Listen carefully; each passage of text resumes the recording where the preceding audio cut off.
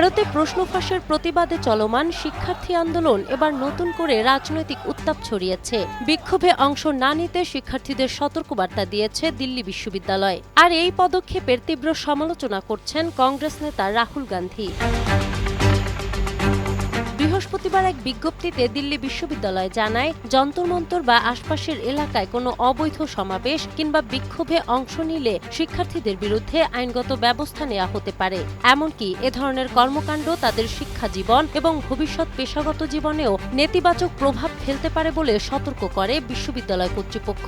শুক্রবার এর প্রতিক্রিয়ায় রাহুল গান্ধী বলেন, গণতান্ত্রিক অধিকার প্রয়োগের জন্য শিক্ষার্থীদের হুমকি দেওয়ার সাহস বিশ্ববিদ্যালয় কর্তৃপক্ষ কিভাবে পায়? এ বিষয়ে বিশ্ববিদ্যালয়কে জবাবদিহি করতে হবে বলেও মন্তব্য করেন তিনি।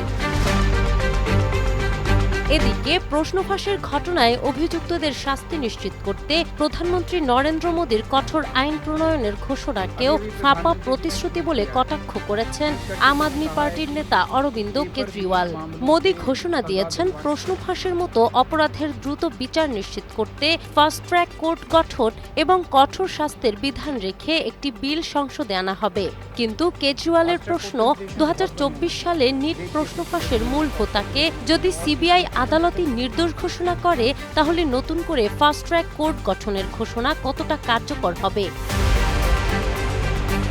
তিনি বলেন, তদন্তে যদি আদালতে উপস্থাপনের মতো প্রমাণই না থাকে, তাহলে ফাস্ট ট্র্যাক কোর্ট গঠনের নাটক কেন? কেজরিওয়ালের অভিযোগ, সমস্যাটি শুধু আইন বা আদালতের নয়, প্রধানমন্ত্রীর উদ্দেশ্যের মধ্যেই ত্রুটি রয়েছে। একদিকে প্রশ্ন ফাঁসের বিরুদ্ধে কঠোর ব্যবস্থা নেওয়ার ঘোষণা দিচ্ছে সরকার, অন্যদিকে আন্দোলনে অংশ নেওয়া শিক্ষার্থীদের বিরুদ্ধে সতর্কবার্তা জারি করছে বিশ্ববিদ্যালয় কর্তৃপক্ষ। ফলে প্রশ্ন ফাঁসের অভিযোগ ঘিরে শুরু হওয়া আন্দোলন এখন শুধু শিক্ষা ব্যবস্থার সংকটেই সীমাবদ্ধ নেই, এটি পরিণত হয়েছে শিক্ষার্থীদের গণতান্ত্রিক অধিকার, সরকারের জবাবদিহি এবং রাজনৈতিক সদিচ্ছা নিয়ে বড় বিতর্কে। নাহার বৃষ্টি, টাইমস টুডে।